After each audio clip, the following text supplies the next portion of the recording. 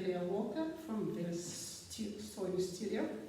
Today we'll be looking at the diagram for making a jacket. On the board I have it drawn. This is the basic back, and measurements used: quarter of your hip measurement plus 4 centimeters. Remember, this is seam allowances, and your AC is the length of the blouse back plus the length of the jacket you'll need. So it's the length of the blouse back to here, and this piece would give you the piece that goes below the waist. So we follow the same basic principle of the blouse bodice, and here we go. We will have a center back seam, so this is why I have this 2.5 centimeters there for your center back seam. Notice I mark it down, so your neckline will begin there. So all your cross measurements will begin from where your center back seam is. That's your center back seam, so everything comes from there. So from this point then, that's where your 7 will go to give you the neckline. Then you measure half your shoulder plus your seam allowance. And remember, K is 4 centimeters. 4 cm down for K. And that's where you're going to get your shoulder slope. So that's 3 centimeters down, 7 across. You measure half your shoulder plus the seam allowance. You come down for K and you get your shoulder slope. Now we are putting in the cross back line, which is 15 centimeters down from AB line. Your bust line is 26 centimeters down from the AB line.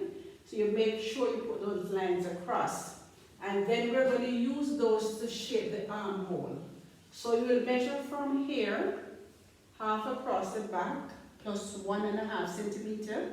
Get J, then you measure from here, quarter of your bust, plus the seam allowance, and you join K to J and into E. At the waist, we come in 2.5 centimeters smaller than the bust measurement. And then from the waist, we shape out to get the finish of the skirt, of this top of your skirt. So if you notice here, we have the top of the skirt and the top of the blouse to make up the diagram. Now we use this diagram to give us the front. Okay, so we will fold the front 8 centimeters to 10 centimeters wider at the center front. Now that is to give us the lapel, because we're in a jacket, so we want the lapel. Alright, so the basic information will be cut. We'll cut that out, and then we would lower the neckline. So we're going to come down 4 centimeters there and bring it out to get the lapel. So it's going to come and it comes back in line with that. Okay. At the waist, we come 4 centimeters from your waist, from your fitting line there, and you will join the points together. Now, if you're using just one button, then we take the 4 here. Then we come over your tummy area, that's the top of the skirt part, and carry that 4 down. Now, if you're going to be carrying your jacket straight, then this is straight at the front. Alright? If you want more than 2 buttons, then you can bring the lapel higher. So you'll bring this information higher, and just draw that in, and you'll get your 3 buttons. Alright, so you have 2 different information here for the lapel. If you're doing 1 button, we take it into the front blouse length. If you're doing 2 buttons, we take 5 centimeters above the waist and 5 centimeters below the waist. So 1 button will be here and 1 button will be here. If you need 3 buttons, you take it another 10 centimeters up, so this line will change and go up like that. So you will get a wide, you'll get a narrower section here because you're going to have more buttons there. Now the jacket hemline can be straight like this, or you can do it on a curve. Right, so you can have the front of the jacket looking like this, that's the front, or you can have the front of the jacket looking like this on a curve. Alright, whenever we're doing the curved hemline, we take off the hemline of the back when we put this over. Let's say I have this mark here. We'll fold it off here, turn it up, and then we'll cut below it. So we're going to be curving. We start the curve below the bottom there. And you will come down and take it here. And then you bring it up. You see my ones up there.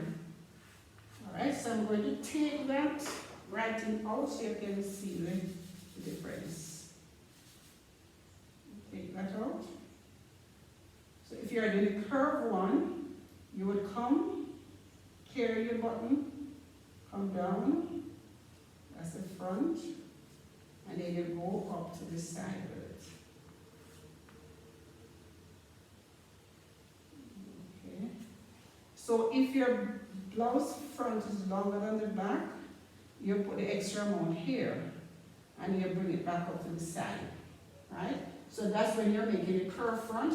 If you're down the straight one, then you keep it straight like that, and cut across. So this would be a cutting line for the front of your jacket, right? Okay, and the other adjustment that would have to be done, when you take the back piece off, you would bring your front in, because remember the across front is narrow than the across back. Now you can have your basic jacket worn loose, or you can put your darts in, and we learned that already, where the skirt dart and the blouse dart comes together. So you put your dart in at the waist. Alright, that will be a dart there. Whenever I'm doing the dart in the jacket, I like it into the hemline. So I'll take it down into the hemline. Right? So you can wear it with or without a dart.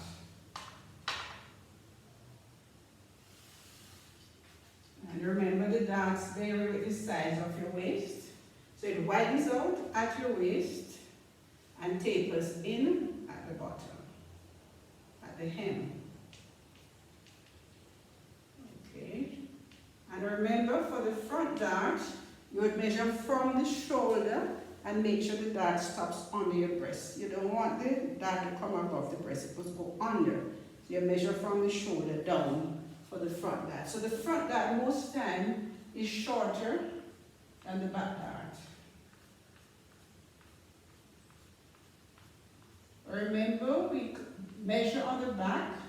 Then we take the back to cut the basic front. Then we adjust your neck and your hemline, and then we take in the across front. Alright, so now we will eventually do this on the fabric, so you have it done on the fabric as well. So this is how you will get your jacket pattern. And any jacket style you see, you use the same basic information and you change accordingly.